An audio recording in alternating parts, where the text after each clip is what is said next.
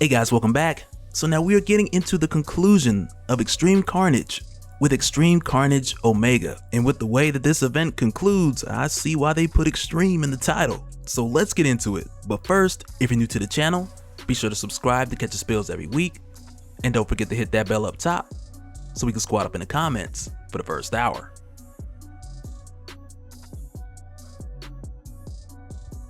Alright, so jumping back in right after Carnage had just impaled Hank and left him for dead. And it's here where we also get this moment to where Riot, he sticks around and he picks up Hank's phone and he just gets to bragging about how well Carnage played everybody, which is one of those things that's always strange when people brag on other people's achievements. But in the middle of him talking smack to Flash, Hank then just gets back up, and the next thing you know, Riot is decapitated, and a very familiar hand then picks up the phone, and it's right here where we see that Sleeper is back. And I know a ton of you guys, like myself, have just been like, where's Sleeper? Because he's pretty much just been MIA since Venom Island. But also with seeing him here, it also answers that lingering question, to where it was like, why would Flash send Hank in so close to investigate and to look for Carnage, with Hank not having a symbiote or really having any kind of tactical advantage for that matter? And what we come to find out pretty quickly is that unbeknownst to Hank, Flash has had Sleeper with him this whole time. And even at this point, with Sleeper taking control and placing Hank in a state of recovery, Hank is none the wiser to what's going on now. And when Flash asks Sleeper just to make sure, Flash then tells him to keep it that way. Because even up till now, Hank has been a bit weirded out by the whole symbiote thing, and Flash really isn't sure how Hank would respond to it. But even still, Flash wanted to place in a contingency to protect Hank for the possibility of a worst case scenario, which still kind of feels like a violation, but hey, at least Hank's not dead. But then after this, when Flash and the others leave from the president's memorial service and make their way to Senator Crane's rally,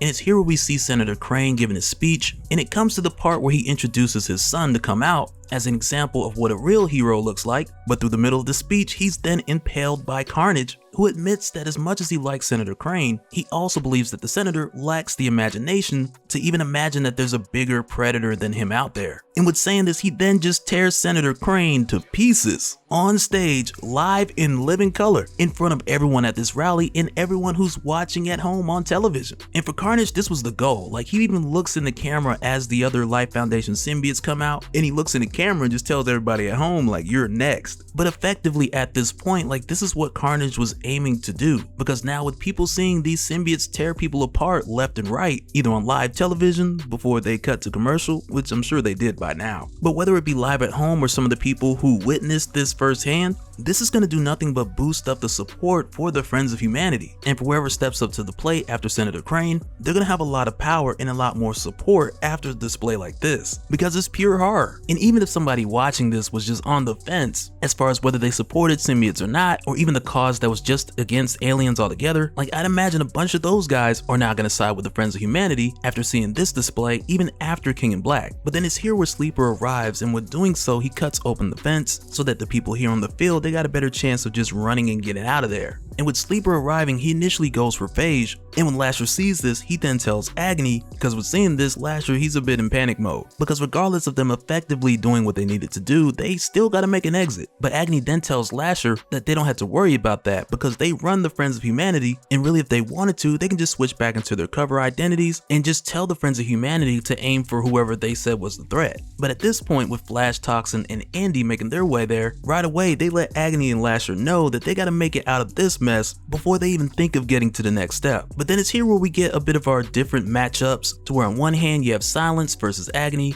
and then you have Toxin, who then moves from Phage and makes his way to Lasher, which, to be honest, in my opinion, like, Toxin should be able to wash this guy. But I know Toxin, he isn't up to full power just yet, so for the time being they do go back and forth for a while.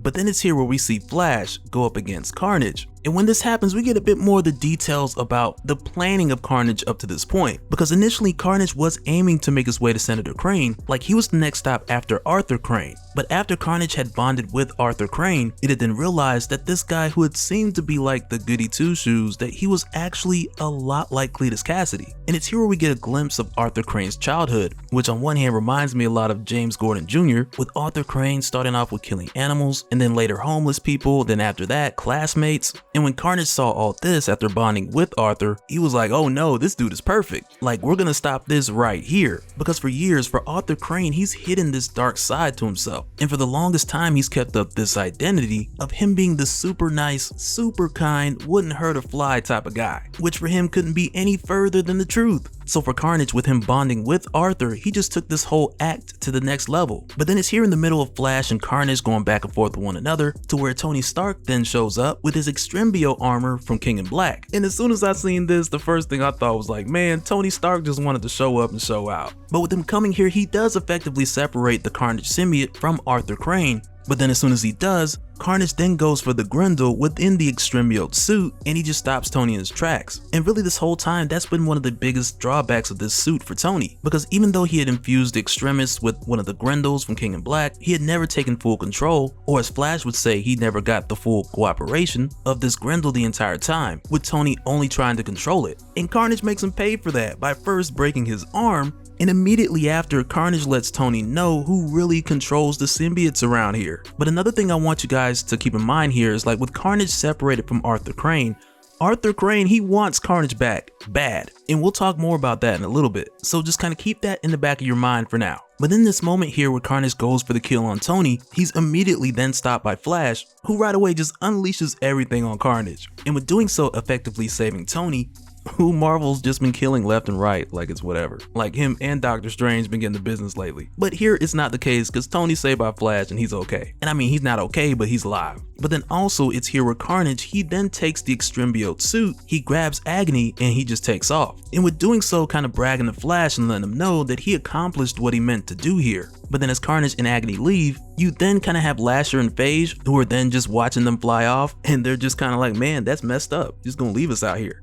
Because apparently these two, they didn't get the memo on how to make wings, like they missed that day. And I mean, at this point, it's not even a thing anymore to where you have to have had a Grendel to be able to do it. But in any case, since Lasher and Phage couldn't make their way out, this then gets them apprehended and sent on their way to Alchemax. And when this happens, like, you kind of get a bit of this thing to where Alchemax, they're kind of on the side of Flash and the others for stopping this, but I don't expect that to go any much further outside of this issue or this event, with the exception of Dr. Steven. But then also after things have calmed down, we then get this moment to where the guardsmen, they're questioning Arthur Crane, and when they do, he starts capping big time, and he tells the guardsmen that he had nothing to do with what Carnage had planned, which we know couldn't be any further from the truth with the way that he was begging Carnage to come back after the confrontation with Tony. But then it's after this when we see Flash catch up with Hank, and at this point, because Hank doesn't really know what had happened after he died, I don't know how else to put it, but because he just remembers blacking out as if he had only been knocked out, he thinks that he had just dropped the ball in this whole situation. But in response, Flash assures him that Hank did a lot more than he gives himself credit, and had Hank not been involved, a lot more people would have died.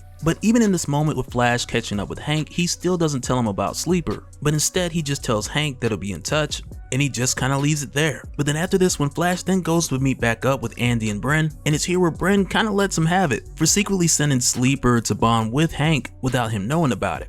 And initially Flash goes on the defensive side about it, because if he didn't send Sleeper, then Hank, he definitely would have been dead. But nonetheless, Flash knows that he needs to tell Hank about it eventually, and it's here where he tells Bren that when he figures out how to tell Hank, he will. But then also in this conversation, we get this moment to where Andy, she tells Bren that what they're doing is too dangerous and that it would be safer if Bren would go home. But Bren's not trying to hear that, because he knows that him and Toxin made a difference out there, and he wants to stay with Flash and Andy in case any of these guys come back. And it's also here at this point where we then go over to Alchemax, and it's here that we see with Dr. Steven that Lasher, Phage, and Riot, that they all been taken in. But with seeing this at the same time, like, you know, like it ain't but a matter of time before these guys get back out. And I say that even with Dr. Steven upgrading the symbiote security protocols. But then also what ends up happening is, like, Andy and Flash, they both agree to let Bren tag along, because for one, he is the host that Toxin had chose, but then also if something were to happen again, Bren would be safer with them, rather than having to deal with a full-on attack all by himself. But then when Bren gets a bit ahead of himself, and he tells Flash how they need him, and how they couldn't have won this today without him, and it's here where Flash lets him know, like, we didn't win anything,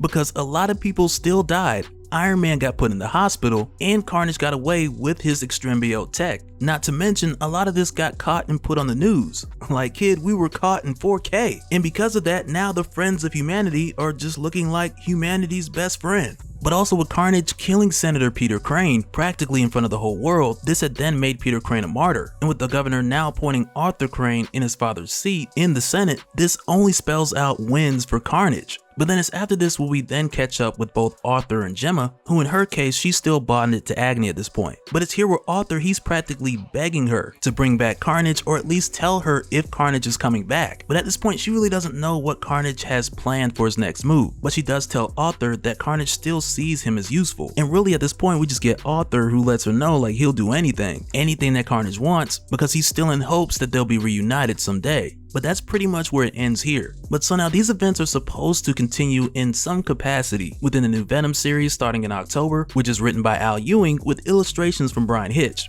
So you already know that series is gonna be nuts. And really hopefully, I'm hoping that we get an explanation to why Dylan and Eddie weren't shown to have like the slightest inkling of any of this happening throughout Extreme Carnage. But I'm sure we'll get all those answers and more within a few weeks.